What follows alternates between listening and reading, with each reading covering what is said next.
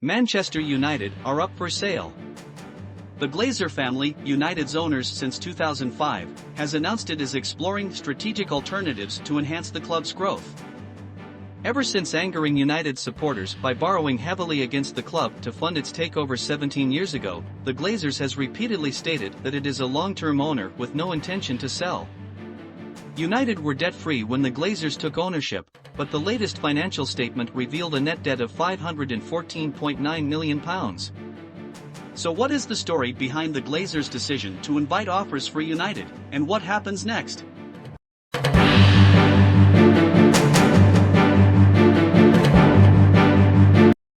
Why are the Glazers selling Man United now? There is no one particular prime reason, but the coming together of different factors that have all impacted the Glazers' ability to run a club as big as United. The Glazers need at least £200 million to upgrade Old Trafford, which is the Premier League's biggest stadium, but its facilities have fallen behind other clubs in the top 5.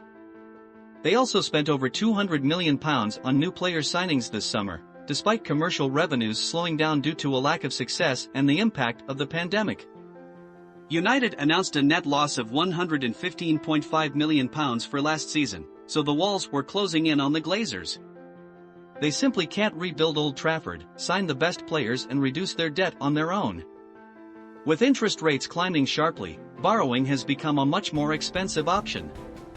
So the need to either attract a wealthy investor to help with all of the above, or simply sell, is clear. The vocal and fierce anti-Glazer campaign by United's supporters is another factor. While the Glazers have largely blanked out the protests throughout their time as owners, the fans groups believe their campaigns are making United a less attractive vehicle for potential sponsors whose money the Glazers rely upon for the club's revenue. Another key element in the decision is the sale of Chelsea. All of a sudden, elite football clubs have a benchmark to measure their own value against, and the Glazers know that United could be worth up to 4 times the eventual Chelsea sale price of £2.5 billion.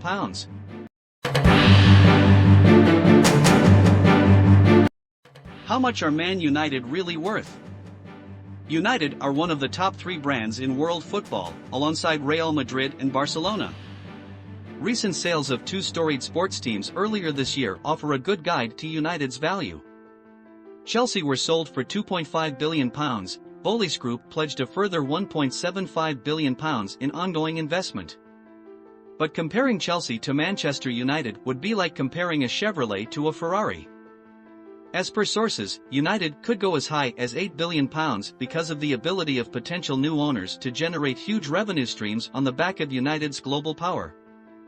Even though United have been a failing enterprise on the pitch for the past 10 years, they remain a grade A sports brand and sponsors continue to want to pay fortunes to be associated with them.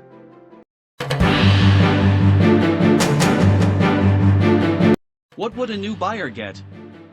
1. The world's biggest football club. 2. The opportunity to make massive money on the back of it. 3. The prospect of the glory that comes with winning Premier Leagues and Champions Leagues, and 4. A rebuilding job on and off the pitch that could cost £500 million.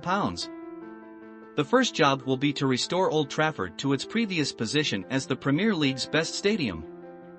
The roof on the main stand leaks when it rains, a perfect metaphor for the state of the stadium after 17 years of Glazer neglect. It will cost at least £200 million to upgrade the facilities and probably more. A new training ground, or modernized one, will also set any new owners back to the tune of millions. And there will also be a hefty bill when it comes to making manager Erik ten Hag's squad deep enough and good enough to compete for the titles that United once won regularly. So, on one hand, owning United will bring prestige to the new owner, on the other, it won't be without initial problems and the need to spend plenty more than the acquisition fee.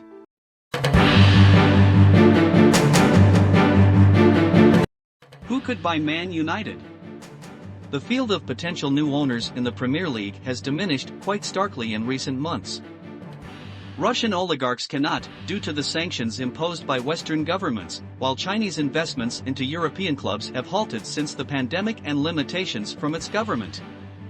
Sovereign wealth funds, such as those behind Manchester City, PSG and Newcastle, cannot own more than one club in the Premier League or Champions League. But as the sale process for Chelsea showed, there is no shortage of wealthy individuals and groups in the United States, and that is the likeliest place from where the next United owners will emerge. Britain's richest man, Jim Ratcliffe, who was the supporters' choice, was once interested, but he said earlier that the Glazers didn't want to sell. Ares Managements, a Los Angeles-based investment company, has recently stated its ambition to add a European football club to its portfolio.